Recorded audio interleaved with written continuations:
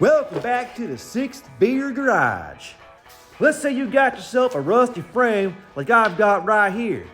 Well, the old internet may have you believe that you need a welder to repair this. All you really need is just a can of frame foam and a piece of cardboard if you care about not making a mess in your garage.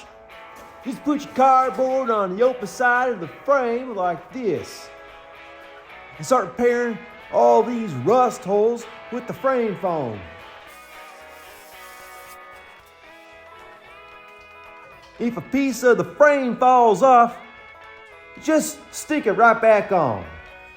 Get yourself a piece of tape to hold the cardboard in place. And just keep on repairing these rust holes with the special frame foam. Once the frame repair foam is dried, I can cut off the extra with a saw. I don't need this cardboard no more. If you can't get in them corners with a decent saw, I like to use a hammer and chisel. Now I got some magic frame paint.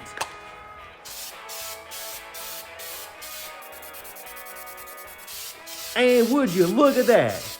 Almost as good as new.